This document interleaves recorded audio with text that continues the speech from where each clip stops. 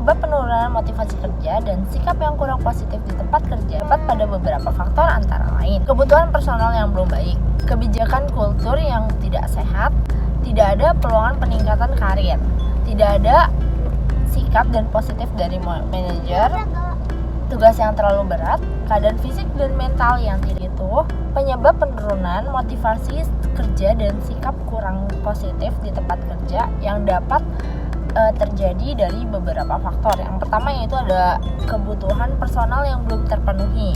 Karyawan yang dapat merasakan stres kerja karena kebutuhan personal seperti uang, jaminan pekerjaan, kesehatan, dan keluarga yang mungkin belum terpenuhi. Dan selanjutnya itu ada kebijakan dan kultur yang tidak sehat. Kebijakan yang tidak adil, perbedaan standar yang tidak sama bagi karyawan, dan kultur yang tidak mendukung kerjasama dan komunikasi dapat menyebabkan sikap yang kurang positif. Untuk menghadapi anggota tim yang menunjukkan sikap dan perilaku yang kurang positif, Anda dapat mengikuti beberapa langkah berikut. Yang pertama, berempati. Yang kedua, komunikasi dengan baik. Yang ketiga, tentukan tujuan yang saling mendukung. Yang keempat, berikan dukungan dan solusi. Yang kelima, tetap profesional. Yang keenam, tindak lanjut dengan cara yang tepat. Yang ketujuh, pantau perkembangan. Untuk meningkatkan motivasi kerja dan memperbaiki sikap di tempat kerja, Anda dapat menggunakan beberapa strategi sebagai berikut. Yang pertama, komunikasi terbuka dan transparan. Jalankan komunikasi yang terbuka dan transparan dengan tim dan karyawan. Bagikan informasi penting, visi dan misi perusahaan, serta tuntutan dari masing-masing departemen. Demikian cara Anda memperkenalkan transparansi dan memperbaiki sikap kerja. Yang kedua, pengembangan karyawan. Berikan kesempatan pengembangan untuk karyawan, termasuk training, seminar, dan program studi yang dapat memperbaiki kemampuan dan meningkatkan motivasi mereka. Yang ketiga, memberikan reward dan penghargaan. Reward dan penghargaan karyawan yang berhasil ataupun yang memiliki sikap positif. Hal ini akan membuat mereka merasa dihargai dan memperkenalkan motivasi untuk terus berjuang dan meningkatkan kinerja. Yang keempat, memperkenalkan kultur yang kreatif dan positif. Ajak tim untuk berbagi ide dan membangun kultur yang kreatif dan positif di tempat kerja. Hal ini dapat membuat lingkungan kerja lebih menyenangkan dan memperbaiki sikap kerja. Yang kelima, memperkenalkan program fleksibel bekerja. Jika mungkin, memperkenalkan jam kerja fleksibel dapat memperkenalkan kemampuan karyawan untuk mengatur waktu dan memperbaiki sikap kerja. Yang keenam adalah memperkenalkan program bersama. Mulai dari mengadakan gathering perusahaan, menjadwalkan olahraga seperti bermain bulu tangkis atau jogging bersama. Program bersama dapat memperbaiki hubungan antara karyawan dan memperkenalkan lingkungan yang lebih harmonis di tempat kerja. Yang ketujuh, mengidentifikasi dan menghindari stres di tempat kerja.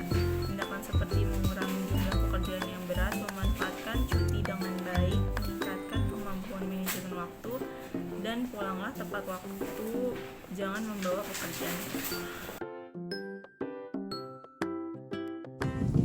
Dalam lingkungan perusahaan, kerap kita mengalami penurunan motivasi kerja dan berkurangnya sikap positif.